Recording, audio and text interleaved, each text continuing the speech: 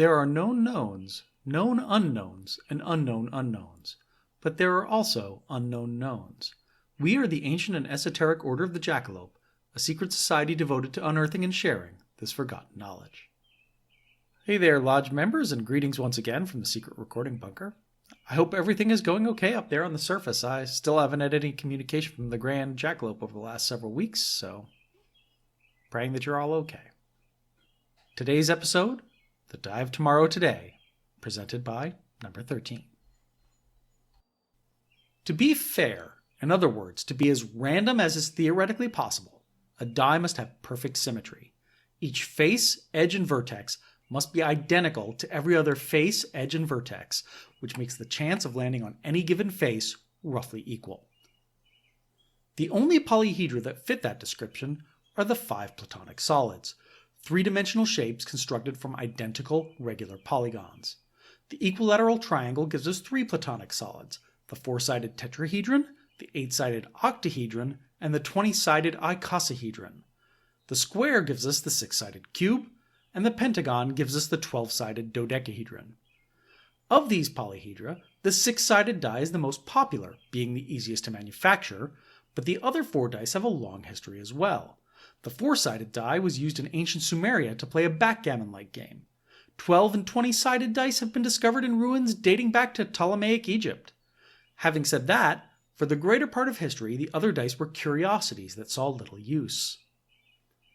Then, in the mid-1800s, the Germans developed a new game, the tabletop war game.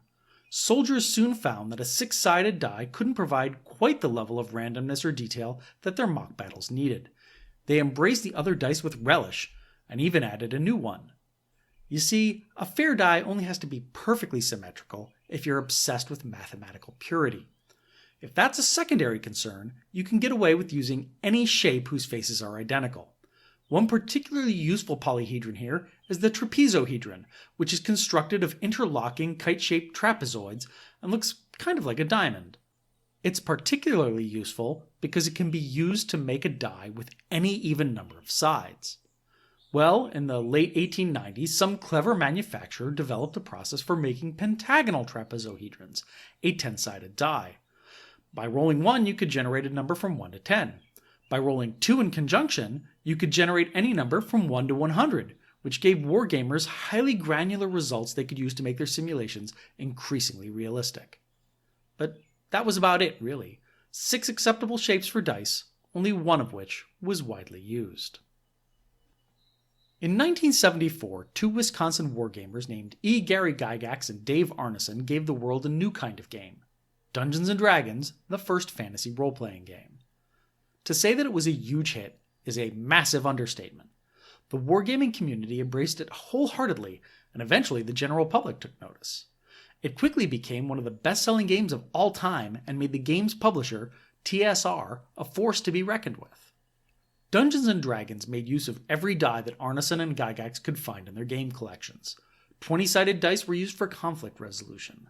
10-sided dice could be used to roll on a bewildering array of loot tables.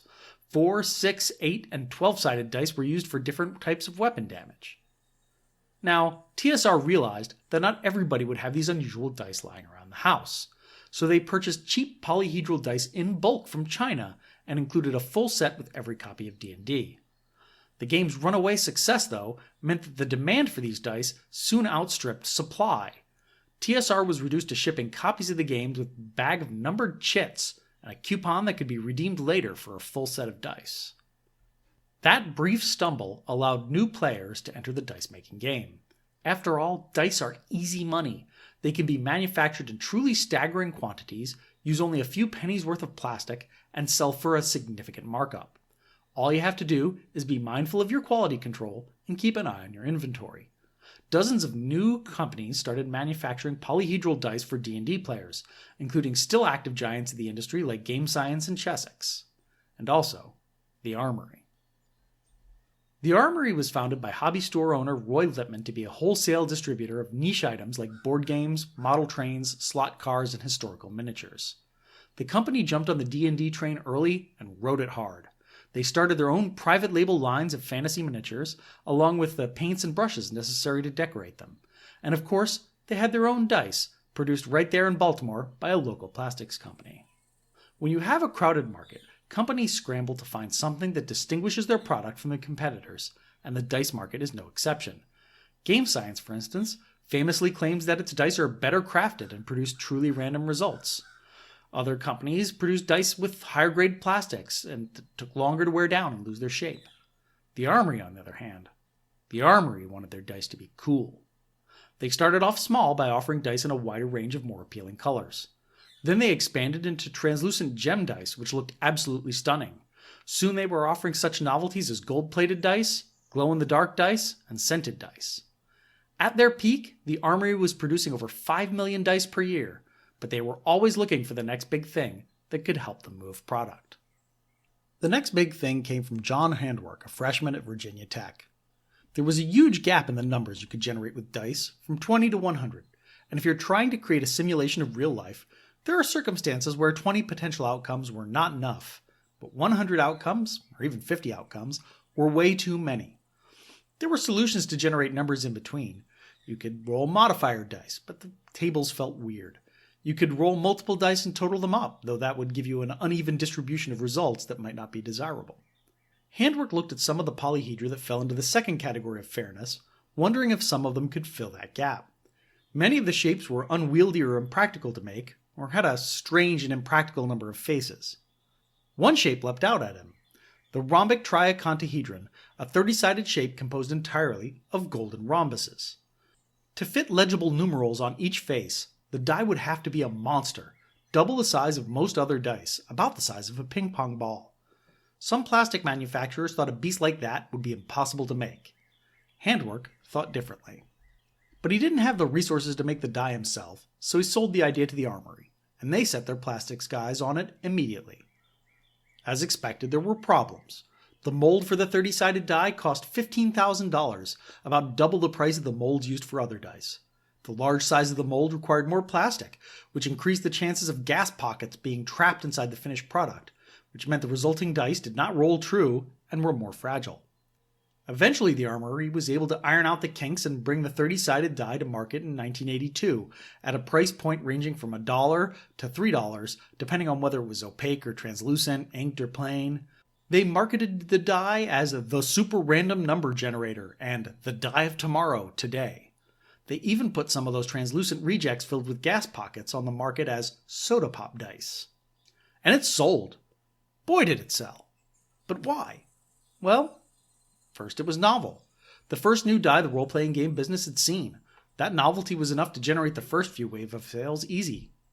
Second, it's a striking die. As mentioned, it's about twice the size of its nearest neighbor, the 20-sided die. It's big and colorful and eye-catching. It has a pleasing heft in your hand, and it rolls really well. I mean, really, really well. If you like rolling dice, it's probably the most fun you can have rolling a die. And finally, the Armory realized that you needed to give people something to do with the die. So they put out a series of cheap booklets featuring an assortment of random tables using the 30-sided die, usable with Dungeons & Dragons or any other role-playing game system. Now, the first book by Donald Cole is not good. It feels less like a game supplement and more like a catalog for the Armory's miniature line with a few random tables sprinkled into it. And the tables themselves are not good. About a third of them are useless window dressing, like figuring out the exact weight of a gnome or the height of an elf. It's a dry, flavorless tome. But later entries in the series by game designer Bob Little leaned heavily into Little's sense of humor with slightly silly tables like Things Slipped Into Your Rucksack by Your Aunt Millie, Who Loves You. And that too became a selling point. The 30-sided die was the quirky die for quirky gamers. And it's a good thing the Armory made their own market for the die, because it absolutely failed to catch on otherwise. Not surprisingly, D&D ignored the 30-sided die. The game had no real need for a new die, and TSR wasn't going to change the game to give a sudden windfall to a competitor's exclusive patented product. There are a few issues of Dragon magazine in the early 80s that mention it offhandedly, but it's probably a telling sign that the most prominent reference is this letter to the editor from Dragon's April Fool's issue in 1989. Dear Dragon, want me to send you a quick and easy system for picking up girls using the 30-sided die?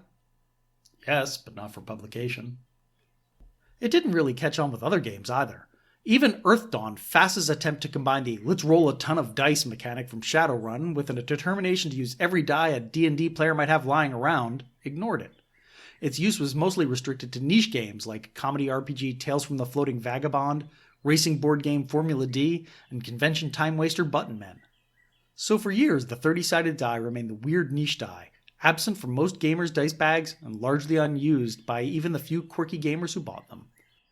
The Armory did fine despite the declining sales, eventually merging with Chessex in 1998 to form Alliance Game Distributors, the largest game distributor in the United States. And then, 20 years later, something funny happened. In the early 2000s, there was a role-playing game revival, fueled by players pulled in by the third edition of the Dungeons & Dragons game. And there was a counter-movement formed by grognards both energized and aggravated by the newcomers. They found each other on the internet and started an old-school renaissance inspired by the simpler games they'd played decades ago, or in some cases based on stories they'd heard about a game they've never played. And one of their inspirations was the 30-sided die. Quirky gamers of all stripes started sharing quirky, fun, random tables that used their favorite but least useful gaming accessory, giving it new life. A few of those players even banded together in the Order of the D30, which sadly is no longer with us. Damn you, Google+. But the tables are still out there, more of them every day, introducing the love of the 30-sided die to a new generation. Now, I realize this whole episode seems like much ado about nothing. At the end of the day, we're talking about a 1-inch diameter hunk of plastic of extremely limited use that somehow manages to cost more than a Big Mac. But I think it's one of those weird situations where to know something is to love it. I still remember the first time I saw a 30-sided die, a black soda pop die gleaming in the fluorescent lights of a hobby shop in the Bazaar of All Nations in Clifton Heights, Pennsylvania. It was love at first sight. I still have that die today, sitting right next to me here as we record. It's a little worse for wear. I mean, the edges aren't as sharp, at least one vertex is completely sharded off, and some of the Crayola I used to fill the numbers in is starting to flake out. But I still hold on to it with pride. I think if you could have one of these in your hand and look at it with the eyes of a child, you'd fall in love with it, just like I did on that day 35 years ago. This episode was produced by David White for the Ancient and Esoteric Order of the Jackalope podcast and is licensed under a Creative Commons Attribution Non-Commercial Share-alike 4.0 International License. All rights reserved, all wrongs reversed. The script of this episode, along with sources, links, and more, can be found on our website at orderofthejackalope.com. That's orderofthejackalope.com with hyphens between the words.